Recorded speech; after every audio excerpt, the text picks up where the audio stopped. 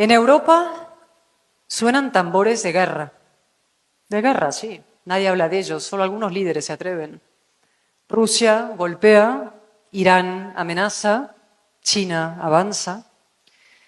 En Estados Unidos las elecciones rozan la caricatura.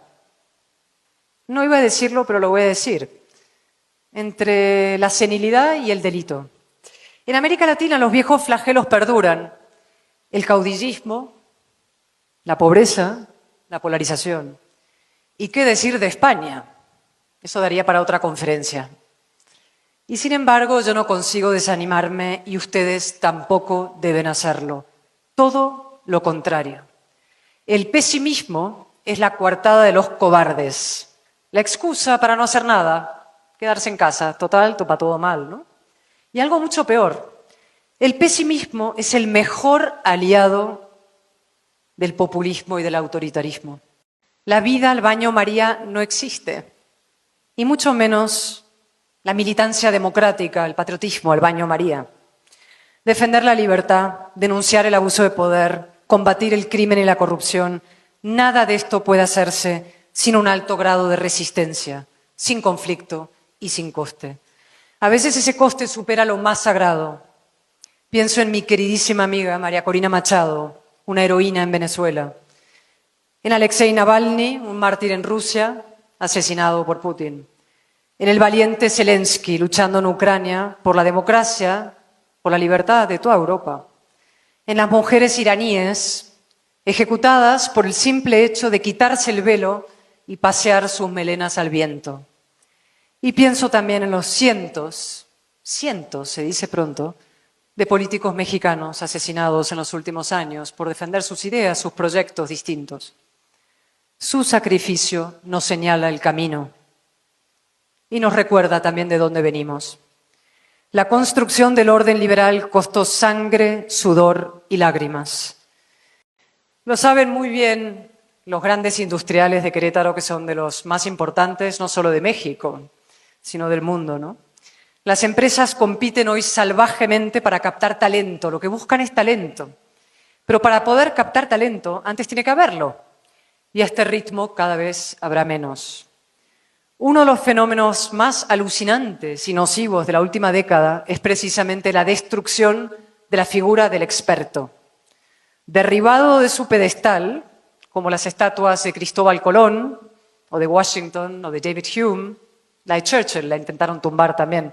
Lo llamaban racista, Churchill, que acabó con el nazismo. Bueno.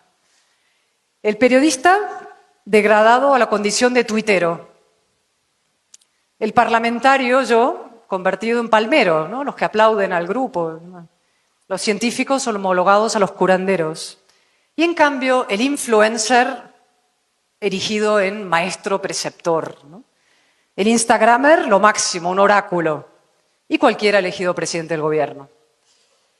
Flotamos en la era de la mediocridad.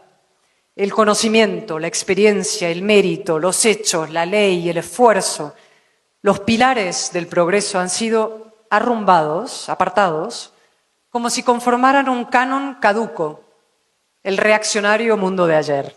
México, esta nación admirable, este país formidable, esta potencia económica y cultural impresionante, está siendo tomada por el crimen organizado con la complacencia de quienes deberían defenderla. Abrazos, no balazos. Más bien abrazos a los que dan balazos. El eslogan, como dije entonces, es muy bonito, redondo. El resultado, en cambio, es devastador. Devastador para la democracia y sobre todo para los jóvenes. Miles de jóvenes mexicanos se están matando y muriendo. Miles de jóvenes mexicanos están viendo truncadas sus vidas en los cementerios y en el AMPA. Y esto no es responsabilidad solo de los criminales. También lo es de quienes diseñan y aplican las políticas de seguridad. Para eso estamos los políticos, los gobernantes. Hay dictaduras en las que se vota casi religiosamente. La Rusia de Putin, por ejemplo, la Venezuela de Maduro, la Nicaragua de Ortega. El populista es el burro de Troya de la democracia. Y digo burro porque no vamos a ennoblecerlo con lo del caballo. el burro de Troya de la democracia, que se aprovecha la ignorancia, además. Se disfraza de demócrata para reventar la democracia desde el interior. Convoca elecciones, sí, pero luego hace trampas. Manipula el censo y las encuestas. Compra votos. Una paguita por aquí, un subsidio por allí, una ayuda por allá. Hace campaña a favor de sí mismo, de su marioneta, aunque la ley lo prohíba. Y sobre todo utiliza los recursos del Estado, es decir, los de todos, para sabotear a sus adversarios. El populista tolera que exista algo llamado oposición, algo llamado Congreso, algo llamado Poder Judicial, pero luego los acosa, los doblega y los anula. En una falsa democracia populista hay contrapoderes, sí, pero son de cartón piedra. Hay jueces, sí, pero sirven al gobierno. Hay un Instituto Electoral Nacional, pero el gobierno lo controla o lo intenta controlar. Hay leyes, sí, pero el gobierno las aplica a conveniencia, látigo para el adversario, impunidad para los amigos. Y también hay periodistas, por supuesto. El populista tiene dos pésimas costumbres.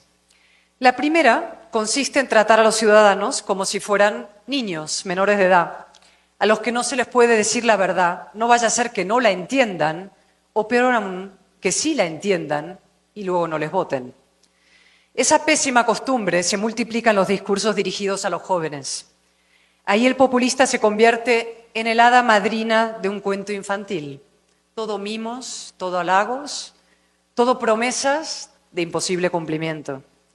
En realidad, más que una hada madrina, el populista es un padrino, a lo Vito Corleone.